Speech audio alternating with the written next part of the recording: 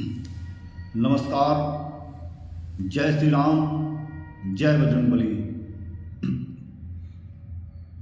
आज मैं आप लोगों के बीच में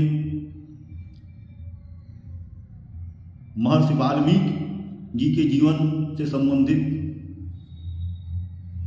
एक प्रसंग को लेकर के उपस्थित हुआ हूँ। हम सभी लोग जानते हैं कि जो हमारा रामायण महाकाव्य है, उस रामायण महाकाव्य के रचयिता महर्षि वाल्मीकि जी हैं। और महर्षि वाल्मीकि जी भगवान राम के समकालीन रहे और उन्हें आदि कवि भी कहा जाता है। लेकिन आज हम वाल्मीकि जी के जीवन एक ऐसे प्रसंग के साथ उपस्थित हैं कि जो वाल्मीकि जी महर्षि वाल्मीकि होने के पहले क्या थे। तो जब वाल्मीकि जी महर्षि वाल्मीकि नहीं हुए थे तो उसके पहले इनका जीवन एक डाकू का जीवन था और इनका नाम डाकू रत्नाकर था। और इनका काम जो था ये कि जंगल में रहते थे और जंगल के रास्ते जो भी लोग जाते थे उन सारे लोगों को पकड़ करके और उनको यह लूट लेते थे और उस लूटपाट से जो भी धन प्राप्त होता था उसी धन से अपने परिवार का भरण पोषण करते थे। यही इनकी नित्य क्रिया थी कि प्रत्येक दिन जंगल में लोगों को लूट लेना।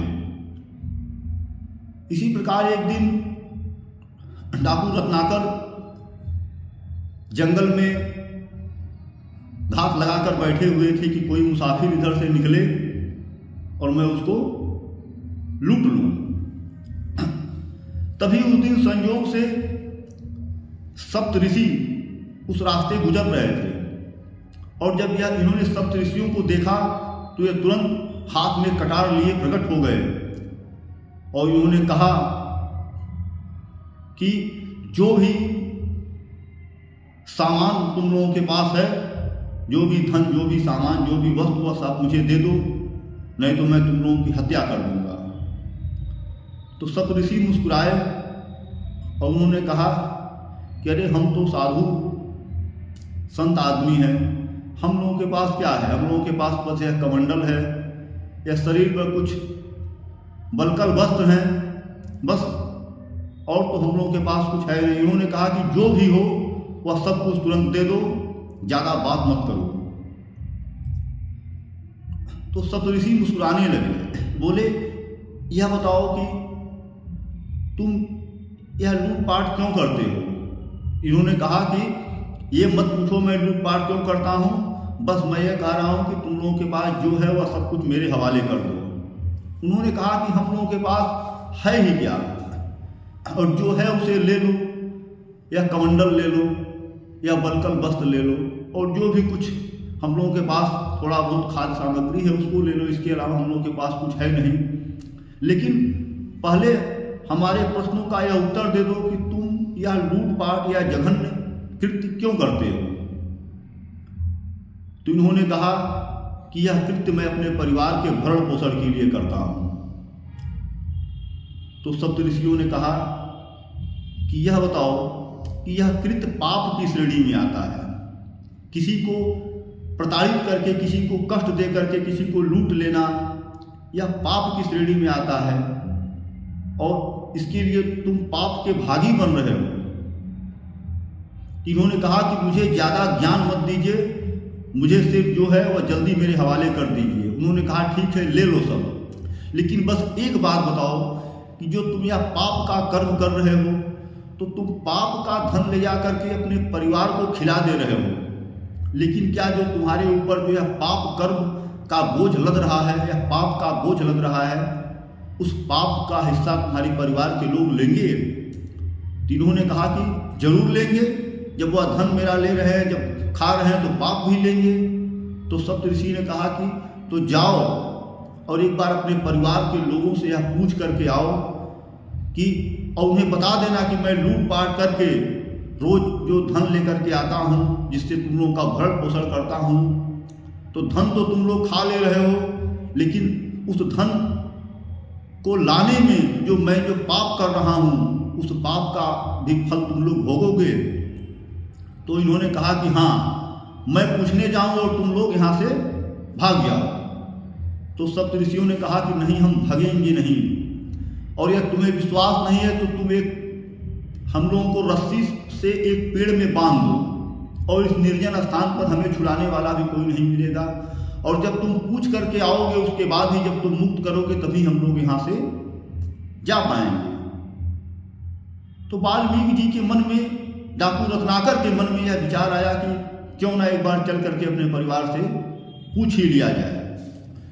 तो उन्होंने क्या किया कि सप्तऋषि को ही पेड़ से, एक रस्सी के सहारे पेड़ से बांध दिया, और बांध करके वो अपने घर आए, और घर आने के बाद अपने परिवार के लोगों को बताया कि इस तरह की घटना हुई है, और मैं यह कृत्य करता हूँ, मैं एक डाकू हूँ, मैं लोगों को लूटता हूँ, लूट करके जो धन लेकर के मैं रोज आता हूँ वह लूट का धन होता है, वह पाप का धन होता है। तो यह बताओ कि तुम लोग उस धन को तो खा ले रहे हो, लेकिन क्या जो पाप, उस धन को एकत्रित करने में जो पाप का भागी मैं बन रहा हूँ, मेरे पाप में भी हिस्सेदारी तुम लोग लोगे? तो परिवार के सभी लोगों ने मना कर दिया, कहा नहीं, मैं किसी भी पाप में हिस्सेदारी हम लोग नहीं लेंगे, आपका काम है हम लोगों को खिलाना, आप कहीं से भी खिलाएं, पाप है तो पाप का फल आप स्वयं भोगें। और जब परिवार के लोगों ने यह कहा कि पाप का फल आप स्वयं भोगें, तो एक बैग इनके मन में बड़ी ग्लानि हो गई, और इनके नेत्रों से अश्रु बह निकले। इन्हें लगा, अरे मैंने जिस परिवार के लिए इतना पाप किया, आज उस परिवार का कोई भी सदस्य मेरे पाप का भागीदार बनने के लिए तैयार नहीं है। और उसके बाद फिर वह घर से निकले और उसी तरह से अश्रुपूरित नेत्रों से चलते हुए सप्तऋषि के पास पहुंचे। सप्तऋषि ने जब देखा इनको इस मुद्रा में, तो वह समझ गए कि कोई बहुत गंभीर बात हुई है। उसके बाद इन्होंने रस्सी खोल दी और डाकू रत्नाकर सप्तऋषि के चरणों में गिर पड़े। तो ऋषियों ने कहा, क्यों वत्स, क्या हुआ? इन्होंने कहा, हे मुनि श्रेष्ठ, जो आपने सत्य ही कहा था कि कोई भी मेरे पाप का भागी बनने के लिए तैयार नहीं है, कोई भी मेरा पाप का हिस्सेदार बनने के लिए तैयार नहीं है। सभी लोगों ने मेरी कमाई खा ली, लोग कह रहे हैं कि नहीं, आपको अपना पाप स्वयं ही भोगना पड़ेगा, अब मैं क्या करूं? और यह कह करके यह विलाप करने लगे। तो सप्तऋषियों ने कहा कि ठीक है बस, जगी जगो तभी सवेरा, और अब तुम यह सब काम छोड़ करके तुम अच्छे काम में लग जाओ, ईश्वर जरूर तुम्हें उन पापों से का दंड कम कर देंगे। इन्होंने कहा कि मुझे कुछ बताइए, कुछ उपाय बताइए जिस उपाय से मैं अपने इन पापों का बोझ कम कर सकूं। तो सप्तऋषि ने कहा कि पुत्र, तुम राम राम राम राम करो, राम का नाम लेने से दुनिया के सारे पाप कट जाते हैं। तो जब तुम राम राम करोगे तो तुम्हारे सारे पाप नष्ट हो जाएंगे। तो चूंकि वाल्मीकि जो थे उस समय डाकू रत्नाकर, उन्होंने जिंदगी भर मारो मारो, काटो काटो, पकड़ो पकड़ो किया था, लूटो लूटो किया था, तो राम शब्द उनके मुंह से नहीं निकल रहा था, उनके मुंह से सिर्फ मारो मारो, मरा मरा निकल रहा था। तो उन्होंने कहा कि हे मुनिवर, मेरे मुंह से राम तो निकल ही नहीं रहा है। उन्होंने कहा, क्या तुम्हारे मुंह से निकल रहा है? कि उन्होंने कहा, मेरे मुंह से तो सिर्फ मरा मरा निकल रहा है। तो उन्होंने कहा, ठीक है, बस तुम भाव से मरा मरा ही करो, इसी से तुम्हारा कल्याण हो जाएगा। और उसके बाद सप्तऋषि वहां से चले गए और वाल्मीकि जी मरा मरा मरा मरा करने लगे। और मरा का उल्टा होता है राम, और राम का उल्टा होता है मरा।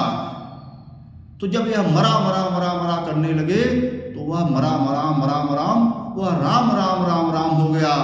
और उल्टा नाम जपत जग जाना, वाल्मीकि भय ब्रह्म समाना। तो वह उल्टा नाम का जाप करके, मरा का जान करके डाकू रत्नाकर वाल्मीकि हो गए, महर्षि वाल्मीकि हो गए।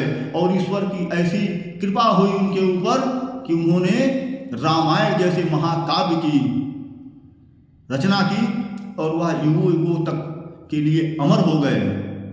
आज सभी लोग महर्षि वाल्मीकि का नाम बड़ी श्रद्धा से लेते हैं और जब बात भगवान राम की होती है तो सर्वप्रथम हम महर्षि वाल्मीकि के रामायण का चिंतन करते हैं।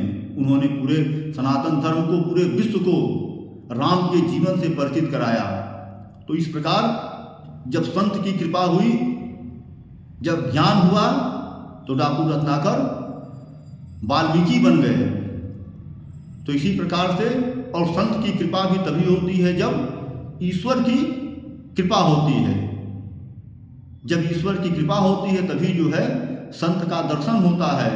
तो जब डाकू रत्नाकर के ऊपर ईश्वर की कृपा हुई तो उन्हें संत के रूप में सप्तऋषि प्राप्त हुए और सप्तऋषि के ज्ञान से उनके जीवन में वैराग्य आ गया और वह राम को प्राप्त हो गए।